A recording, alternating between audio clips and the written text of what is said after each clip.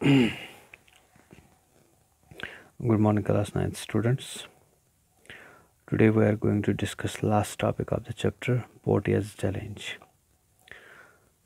Previously हमने जो topic discuss किया था एंटी पॉवर्टी मेजर्स, उसका जो सेकंड पार्ट हमने डिस्कस किया था टारगेटेड ग्रुप्स। जो हमने टारगेटेड एंटी पॉवर्टी प्रोग्राम्स में हमने बहुत सारे प्रोग्राम जो गवर्नमेंट ऑफ इंडिया ने लॉन्च किए थे, बहुत सारे प्रोग्राम्स और बहुत सारे स्कीम जिससे हम पॉवर्टी को थोड़ा कम कर सकते थे। ठीक है, तो उसमें जैसे नरेगा एक स्कीम थी, prime minister Rozgar Yojana scheme, rural employment guarantee programme. तो ऐसे कुछ प्रोग्राम्स गवर्नमेंट ऑफ इंडिया ने लॉन्च किए थे जिससे थोड़ी बहुत पॉवर्टी कम हो गई। लेकिन आज का जो हमारा टॉपिक है, लास्ट टॉपिक है आपके चैप्टर का, द चैलेंजेस अहेड। अब चूँकि पॉवर्टी, अगर हम कहेंगे कि इंडिया में जो पॉवर्टी है थोड़ी बहुत कम हो गई है after launching so many programme, so many schemes to eradicate the poverty in the country. तो उसमें ये जो प्रोग्राम्स कुछ सक्सेसफुल हुए हैं जिससे पॉवर्टी ख़त्म, मतलब कुछ हद तक कम हो गई है। ठीक है, लेकिन still there are so many challenges. अभी भी गवर्नमेंट ऑफ इंडिया को बहुत सारे ऐसे चैलेंजेस फेस करने पड़ते हैं जिससे मतलब हम कह सकते हैं कि अभी भी पॉवर्टी है। अब इस पॉवर्टी को हम कैसे ख़त्म कर सकते हैं, या अभी जो चैलेंजेस है हाउ टू टैकल देम। ये जो चैलेंजेस हमारे पास है पॉवर्टी के, हम इनको कैसे रिड्यूस कर सकते हैं। ठीक है, तो पॉवर्टी चूँकि हर हमेशा चैलेंज रहा है, ये तो हाँ कम कर सकते हैं लेकिन ख़त्म नहीं कर सकते हैं, क्योंकि कुछ चैलेंजेस है, कुछ प्रॉब्लम्स है जिसको हम कहते हैं हर्डल्स है कुछ, जिसकी वजह से हम अभी मतलब पॉवर्टी को ख़त्म नहीं कर सकते हैं। तो जिस कंट्री में पॉवर्टी ख़त्म हो जाती है तो वो कंट्री डेवलपर कंट्री बन जाती है। ठीक है, अब यहाँ पे पहला जो चैलेंज है इंटर स्टेट डिस्पैरिटीज़ की अगर हम बात करेंगे। देखो, इंटर स्टेट डिस्पैरिटीज़ का मतलब हो गया कुछ स्टेट्स बहुत ही डेवलप्ड स्टेट्स है, वहाँ पे पॉवर्टी बहुत कम है, और कुछ स्टेट्स में पॉवर्टी बहुत ज़्यादा है। अब ये इंटर स्टेट डिस्पैरिटीज़ में मतलब जैसे हमने पहले ही बात की थी, बिहार में सबसे ज़्यादा पॉवर्टी है और केरला में बहुत कम पॉवर्टी है या ना होने के बराबर है। अब ये इंटर स्टेट डिस्पैरिटीज़ में एक विजिबल जो है disparities between rural and urban people. जो रूरल एंड अर्बन पीपल, देखो रूरल एंड अर्बन पीपल में क्या है, एक स्टैंडर्ड ऑफ लिविंग अलग होता है। अर्बन एरिया में आपके पास बहुत सारे रिसोर्सेज है, आपके पास बहुत सारे एम्प्लॉयमेंट अपॉर्चुनिटीज़ है, आपके पास बहुत सारे मतलब वेज एंड मीन्स है तो अर्न। लेकिन रूरल एरिया में ये चीज़ें नहीं होती है। तो ये एक बहुत बड़ा प्रॉब्लम है कि ये हर हमेशा डिस्पैरिटीज़, इंटरस्टेट डिस्पैरिटीज़, या ये जो रूरल अर्बन एरिया मतलब इसमें जो फ़र्क है, तो ये हर हमेशा हमारे लिए एक चैलेंज रहा है, क्योंकि ये पॉवर्टी को जन्म देता है। ये भी एक काज है पॉवर्टी का कि जो रूरल एंड अर्बन एरिया में जो डिस्पैरिटीज़ है, जो मैंने बताया कि अर्बन एरिया में आपके पास रिसोर्सेज है, आपके पास बहुत सारे एम्प्लॉयमेंट अपॉर्चुनिटीज़ है, लेकिन रूरल एरिया में एम्प्लॉयमेंट अपॉर्चुनिटीज़ कम होने की वजह से, रिसोर्स कम होने की वजह से वहाँ पे लोग गरीब होते हैं। तो अगर अर्बन एरिया की अगर हम बात करेंगे, ठीक है, वहाँ पे हम कह सकते हैं कि 90% अबोव से लोग हैं जो वो मतलब रिच है। लेकिन रूरल एरिया की अगर हम बात करेंगे, वहाँ पे हर हमेशा पॉवर्टी ज़्यादा रहती है। ठीक है, तो ये एक चैलेंज है हमारे लिए जिसको हम कहते हैं इंटरस्टेट। दूसरा है vulnerability of certain social groups. देखो, vulnerability of certain social group जैसे शेड्यूल कास्ट, शेड्यूल ट्राइब, या जो वुमेन होते हैं, ठीक है, तो ये मोर प्रोन टू पॉवर्टी होता है।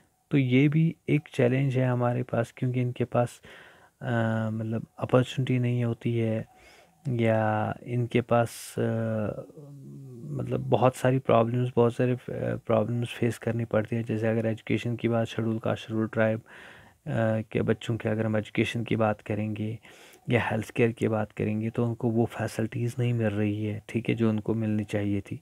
तो ये एक काज बन जाता है कि हमारे जो कुछ ग्रुप्स हैं वो पॉवर्टी में ही जी रहे हैं, ठीक है।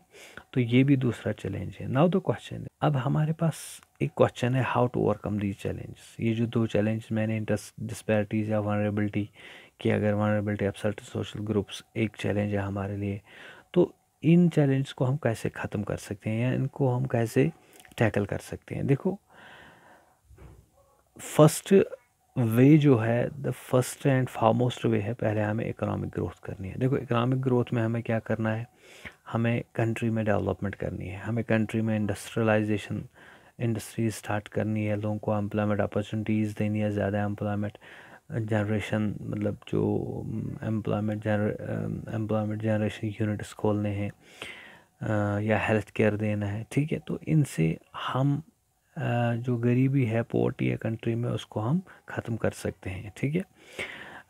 हायर इनकम ग्रोथ एक मतलब वे है जिससे हम पोवर्टी को ख़त्म कर सकते हैं। दूसरा, यूनिवर्सल फ्री एलिमेंट्री एजुकेशन, जैसे अगर एजुकेशन नहीं है, अगर लिटरेसी रेट बहुत कम है, अगर एजुकेशन नहीं मिल रही है बच्चों को, ये भी एक काज बन जाता है कि पोवर्टी का, ठीक है।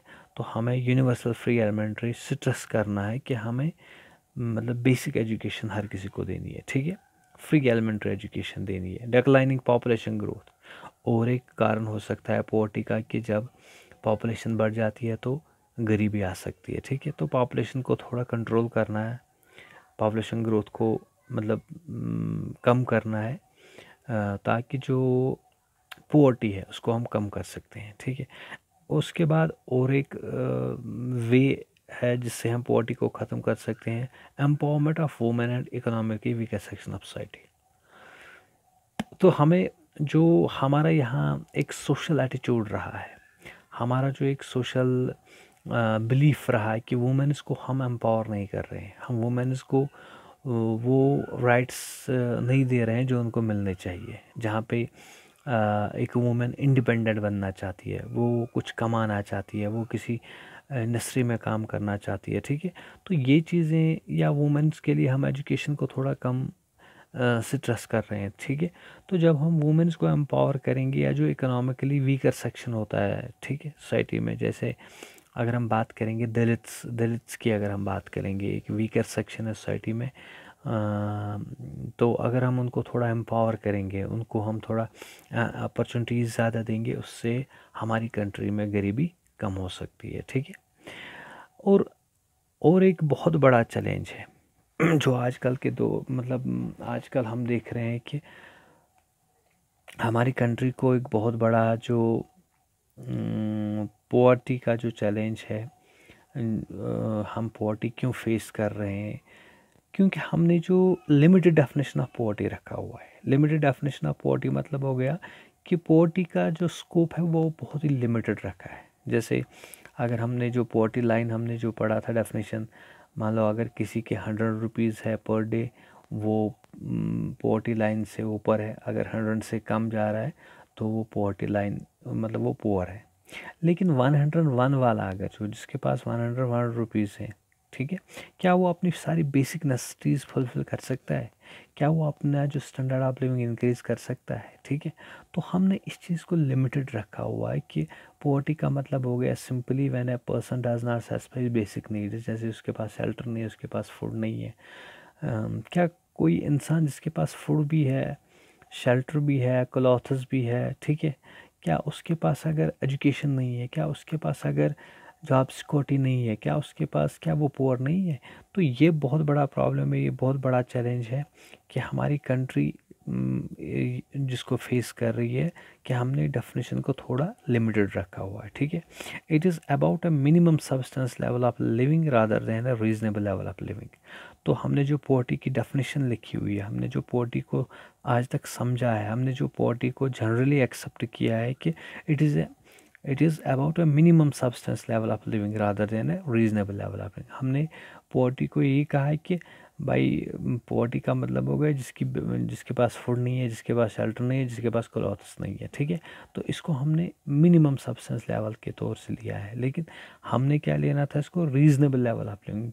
हमें ये देखना था कि क्या गरीबी इतनी, क्या गरीब वही शख्स है जिसके पास खाना नहीं है, क्या गरीब वही शख्स है जिसके पास क्लॉथ्स नहीं है, क्या गरीब वही शख्स है जिसके पास शेल्टर रहने के लिए जगह मकान नहीं है, ठीक है।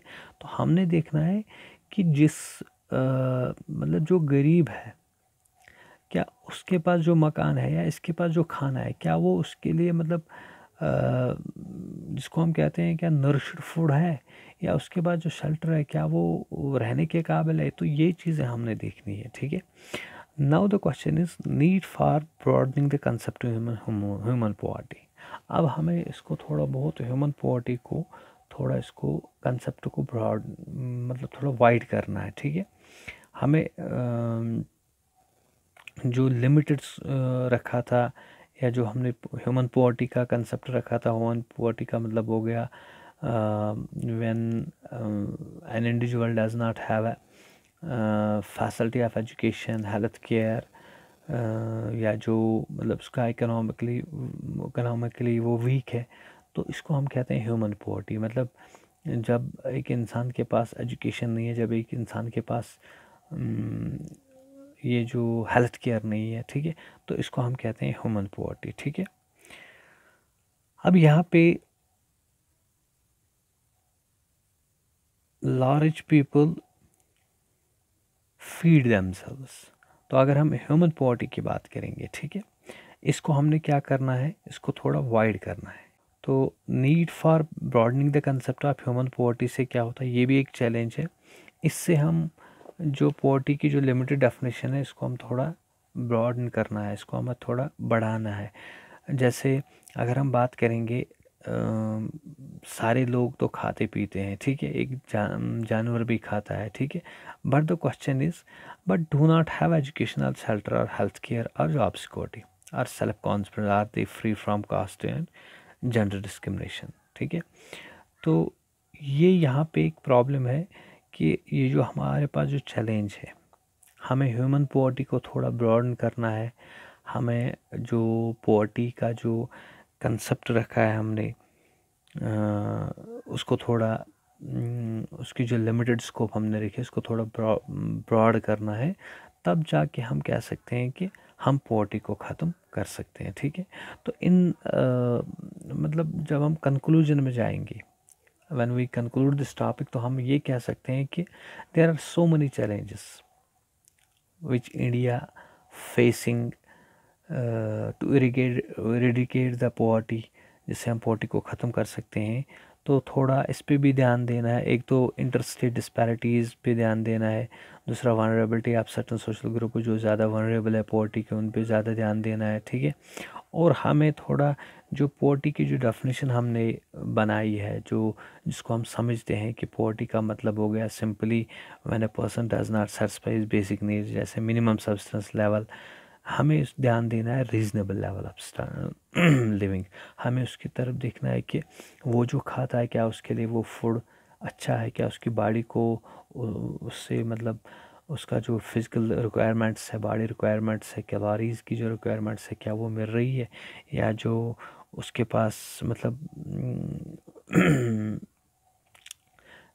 शेल्टर है, क्लॉथ्स है, क्या वो उसका स्टैंडर्ड ऑफ लिविंग इंक्रीज़ कर सकते हैं। तो ये चीज़ें हम जब तक नहीं देखेंगे तब तक हमारी कंट्री में पॉवर्टी ख़त्म नहीं होगी। होप आज का टॉपिक आपको समझ आया होगा। तो अगर आपको कहीं पे भी कंफ्यूजन है इस टॉपिक में, तो आप मुझे डायरेक्टली मैसेज कर सकते हैं, फ़ोन कर सकते हैं। Thank you.